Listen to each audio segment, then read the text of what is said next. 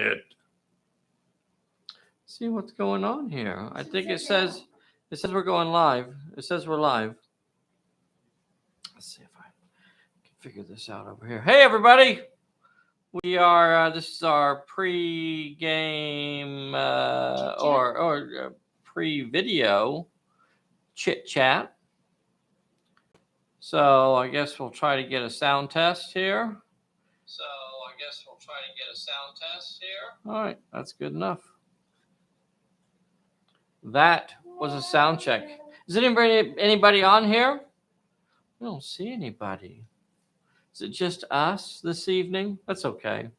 Kind of an intimate gathering, just Bessy and Dave having a chat. Chit-chat? Fireside chat. Oh. Mm-hmm.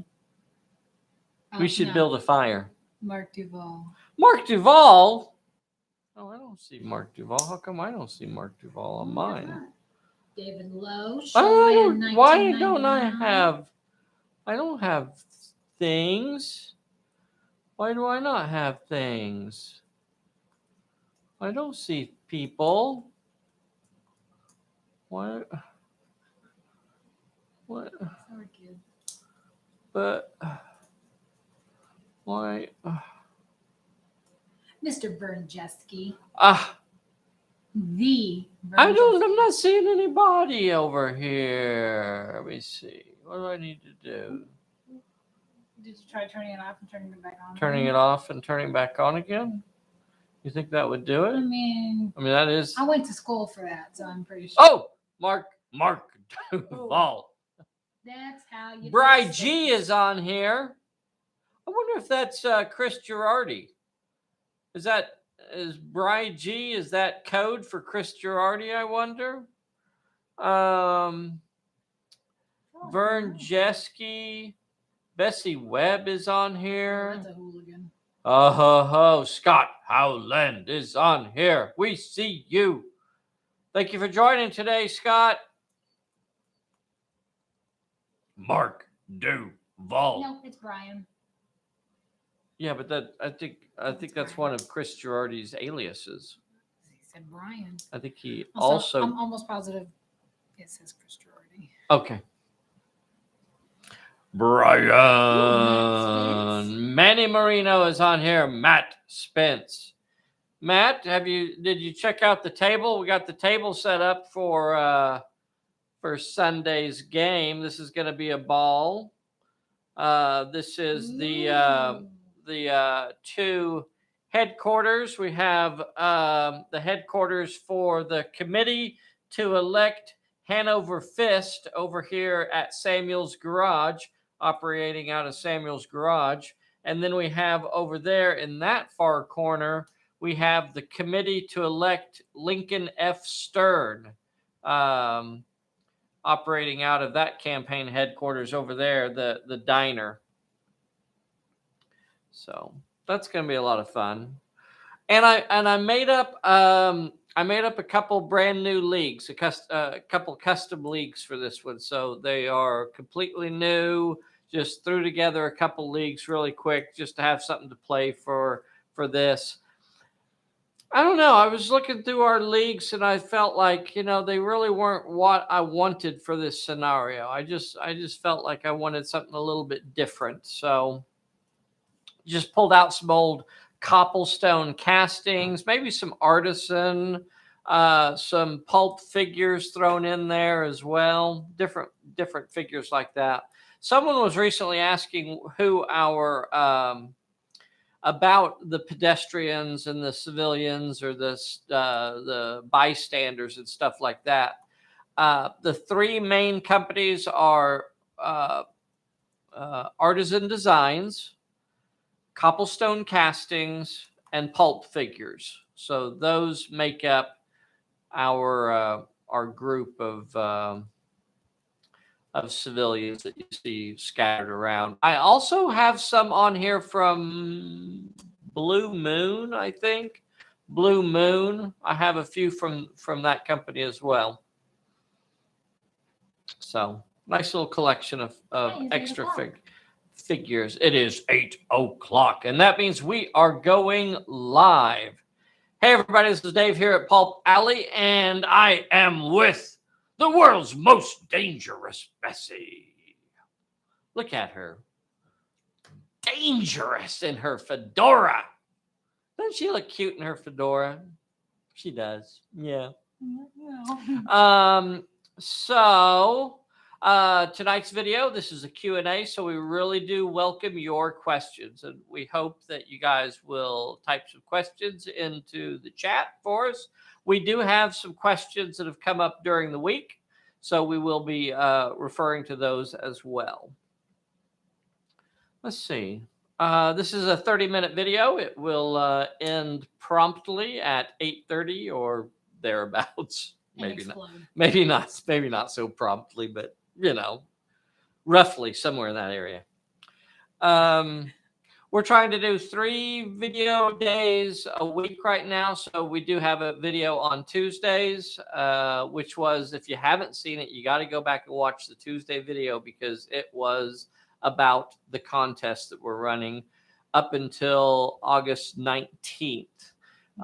So don't wait too long. If you haven't seen that video, you got to get over there because we're giving away some awesome, cool stuff. A hat and a dice cup and stickers and a pen and the coaster and the ultra rare travel edition of Pulp Alley. So is it going to be signed? I don't know. Should it be signed? Do you guys want it signed? I guess we could ask whoever wins. Ultra rare. I guess we could ask whoever wins whether or not they want it signed. I should show you guys. It's not like it's minuscule or anything like that. Let me show you. Let me. I already have that one packed up. Let me get a different one. I'll walk away for a moment. But luckily, because I have this handy dandy microphone attached to my hat, you can still hear me perfectly well as I wander about the massive facilities here at Casa Pulp Alley. Massive facilities. Huge. Ow. Ow. Huge facility. So this is it's not terribly small by any means. It's maybe like I'd say 5/8 of an inch more narrow and maybe 7/8, tall, shorter. So really about the same. And the font really isn't much smaller because when we were working on this, one of the big differences between the two is really the margins. So the font is not like it's tiny in this either, because I need stuff that I can read. So there's absolutely no point in me making a rule book that I cannot read. So we actually use our stuff. Go figure. There's weird stuff out there. I don't know if you guys have ever run into this. Have you ever run into this where you buy something from a company and you go, do they even play this game? You buy something, you know it. They they make it so tiny or that you can't hardly even read it. And you're going like, do they even play this? Because this doesn't look like anybody at the company actually plays this. We play our game, so we have to make sure it's big letters so that because we're blind. That is true. Anywho, that's part of the wonderful gift package that you can win. One person will win a very special Max's birthday present. So we have talked long about the contest. Hey, we have a question on here. Uh-oh. What is the best way for using paper miniatures with Pulp Alley? Oh, no. I don't know. Could you be more specific? What do you think they're asking about? I don't, you just use them like you would a metal miniature. You could either tape them down to a plastic base. Maybe that's what they're asking about. You could either tape them down to a 25 millimeter or a 20 millimeter plastic base or glue them down to one of those bases.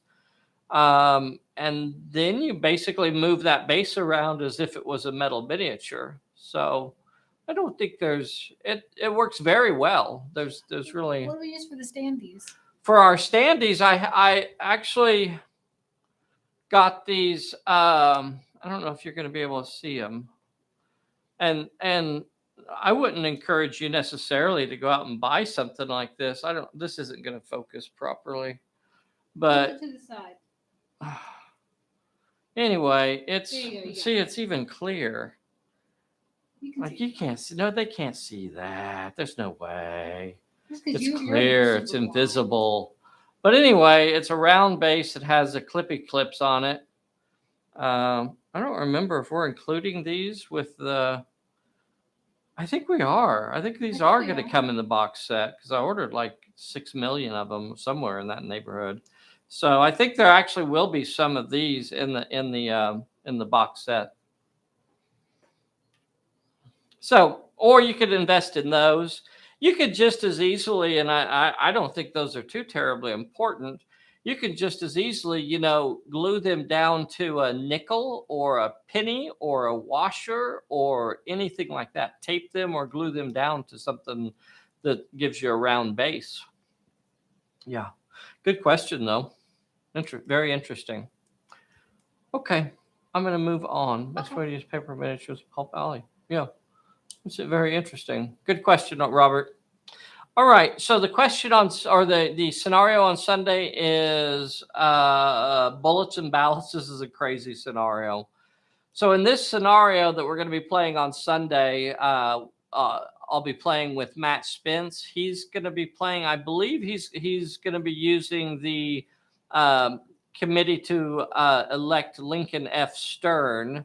And I'll be playing the other league, the committee to elect Hanover Fist.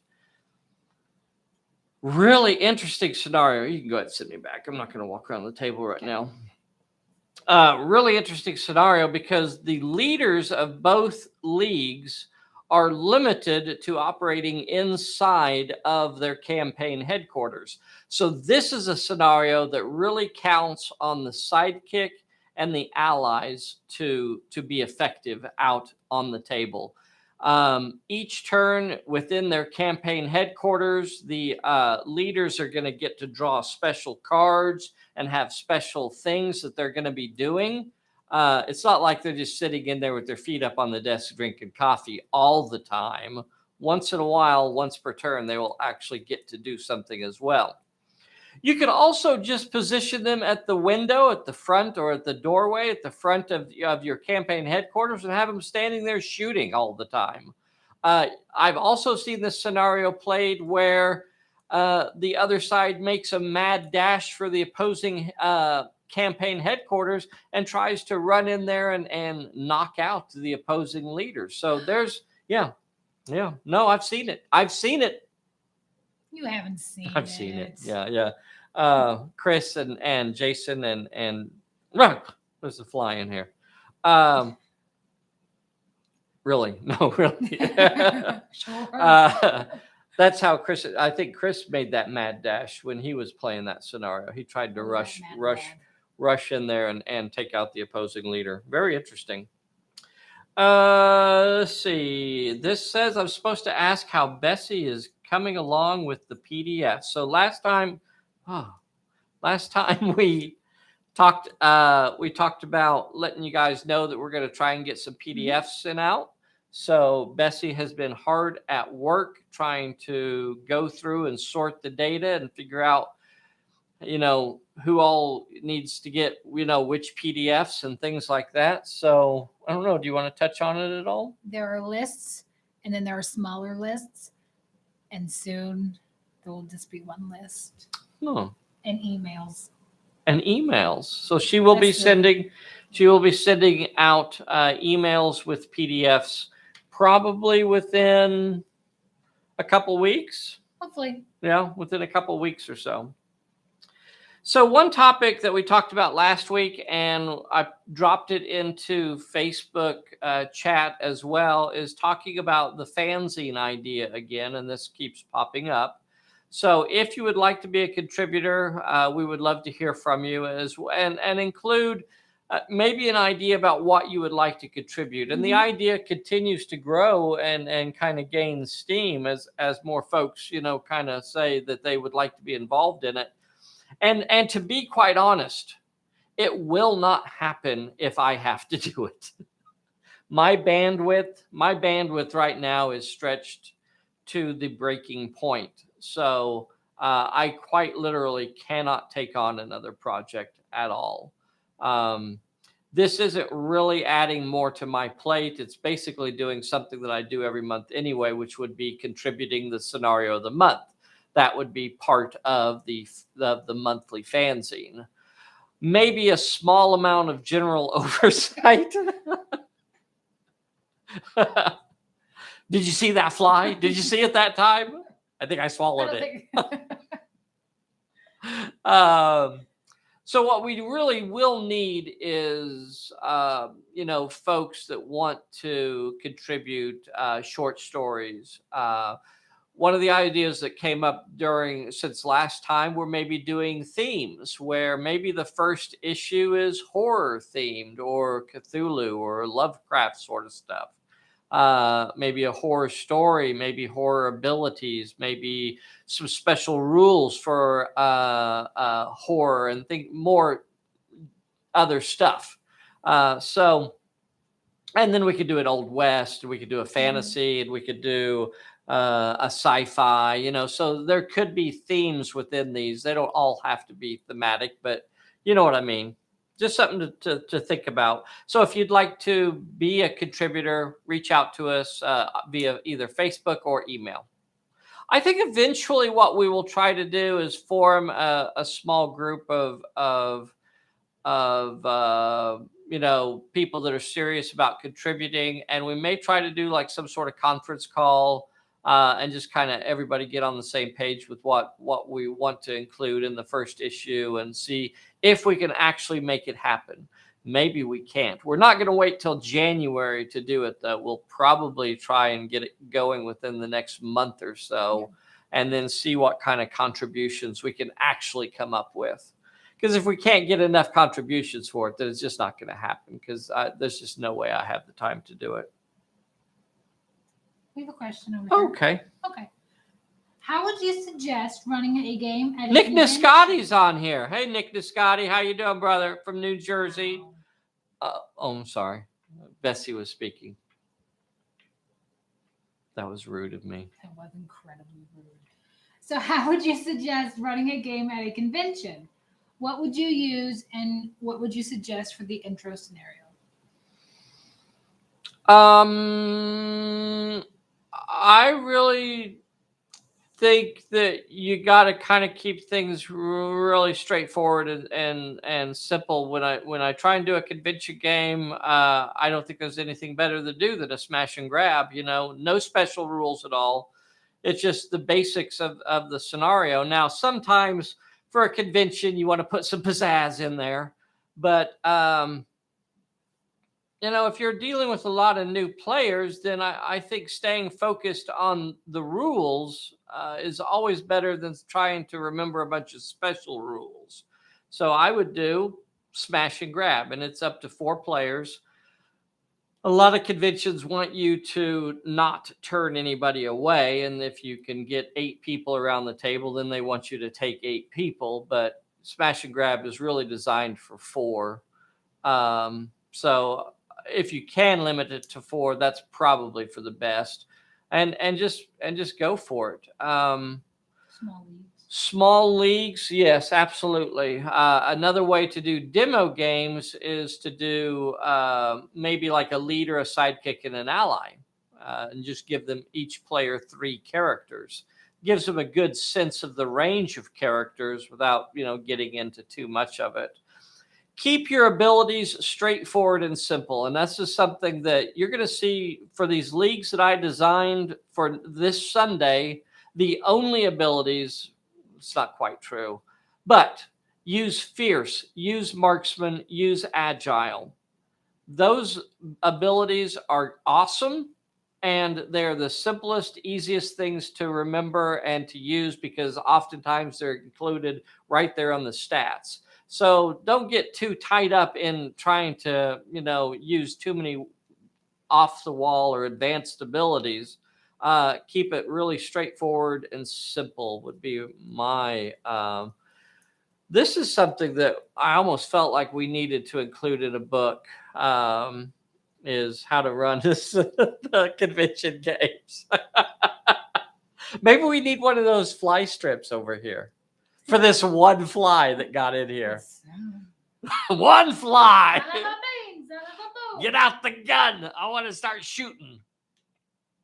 I don't know, brother. That question comes up fairly often, though, about running conventions, and there really should be a canned response, because it's one of those like questions that really kind of deserves a nice long answer to it. But I guess that's all you're going to get for now. Anything else over there, sweetheart? Brian wanted to know, is there a specific format you would want for story or scenario ideas? Not necessarily. I think for the most part you would be best served to just submit it in like a plain Word document, and then we would probably handle all of the formatting and layout.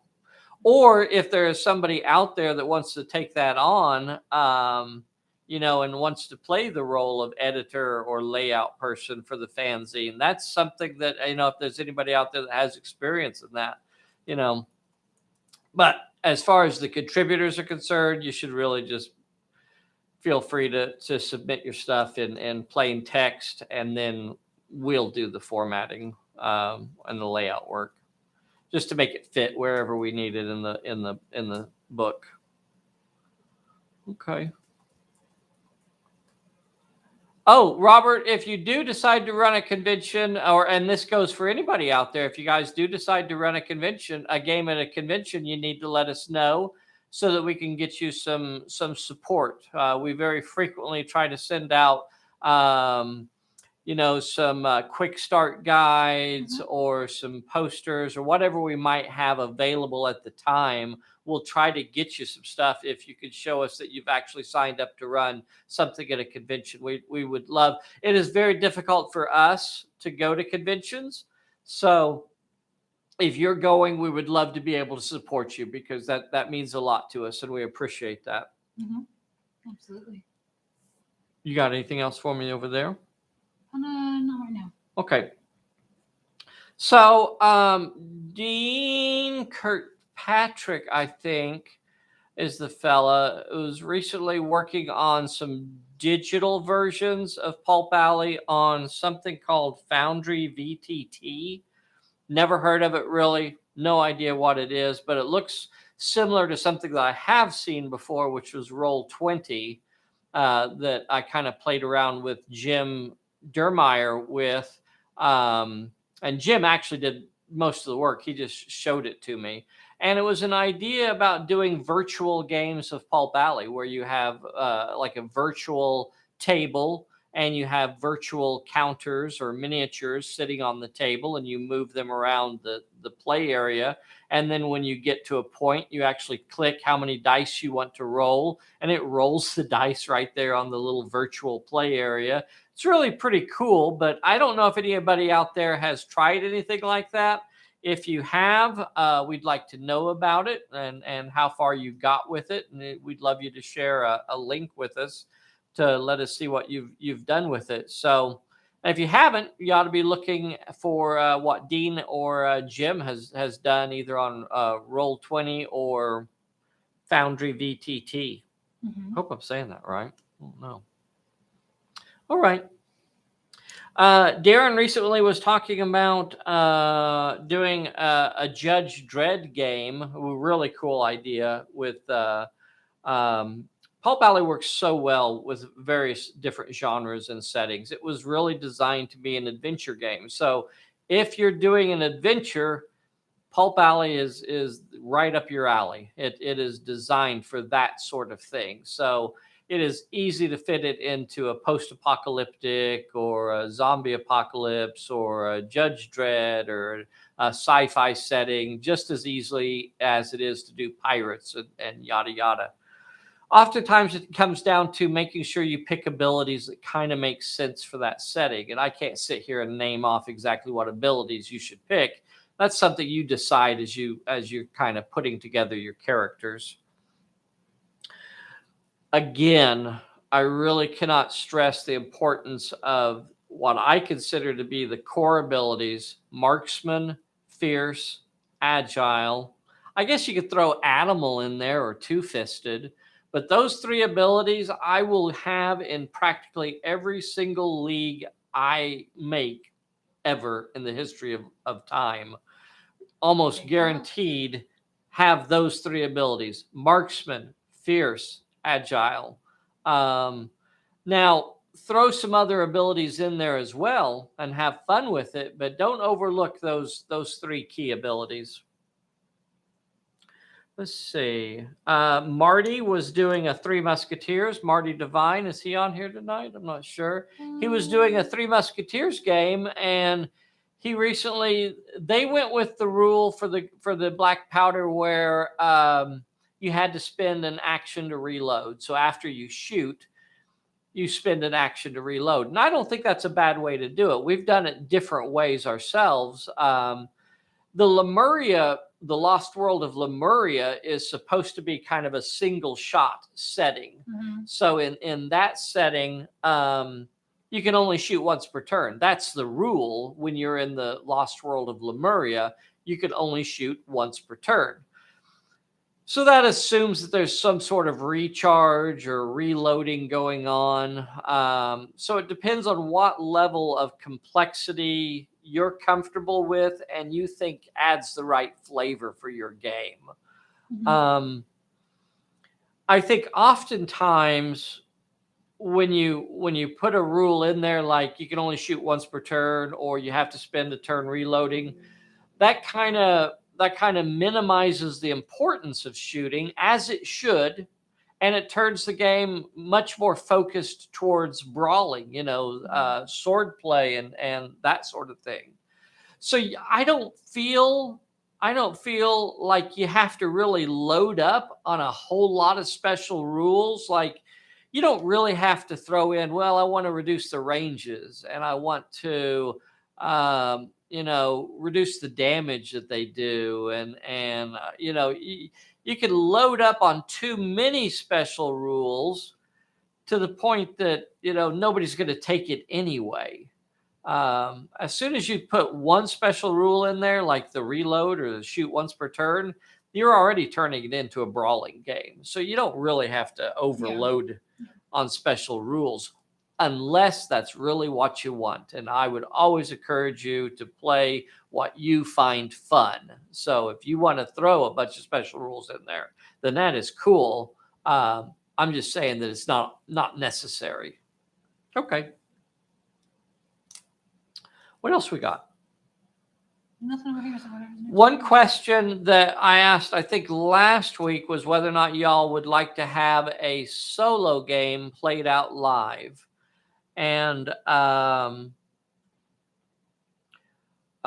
overwhelming response was yes. Folks would like to see us do a live solo game. So that is going to be put into our schedule. I don't know exactly when. I think it might be 3 or 4 weeks, but we will do a live solo game for you guys. Now, one of the interesting things about the live games is they're completely unedited. There is whatever happens. Yeah. So you just fly by the seat of your pants and whatever happens, So it'll be fun to do. I think I've come to the end of my list here. Do I have any questions for the boys and girls? I'm glad Nick is on here tonight. He was asking, damn fly. He was asking Matt where he was in New Jersey. So that's interesting. I don't know how close they are. Is there a specific format? Let's see. No. Okay. So I got that. What would lead time for? Also, what would be the lead time for support? Oh, I guess, you know, a week or so, a couple weeks, probably at least, for convention support.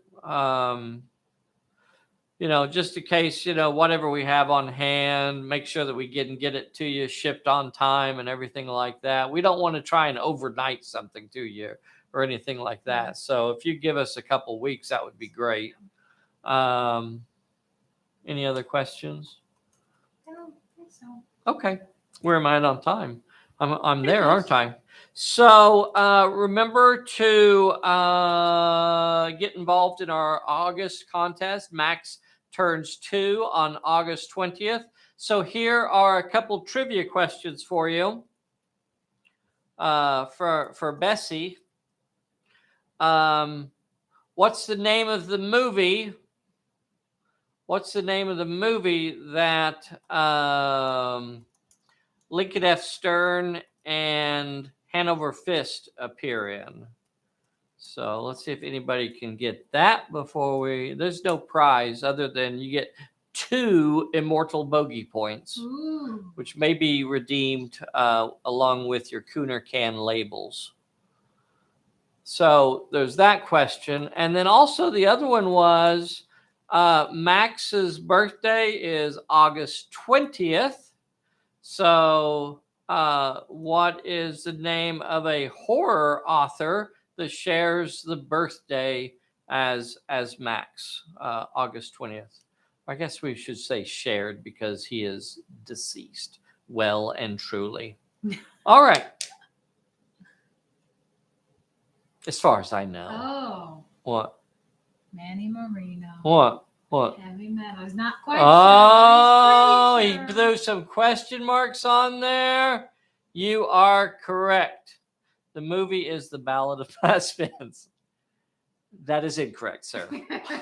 Incorrect. It was, in fact, the heavy metal movie. Very good. Very good. All right, everybody. Thank you so much. Now, unfortunately, Bessy will not be able to be here on Sunday, so I will be flying solo. It'll be me and Matt Spence trying to run the show on Sunday. Verjeski, who we had originally hoped would be able to join us on Sunday, is not going to be able to join us on Sunday also because of work commitment. And Bessy has had a death in the family, and she will be going over to Tahlequah for the weekend. So she will not be here either. So, Who was the author?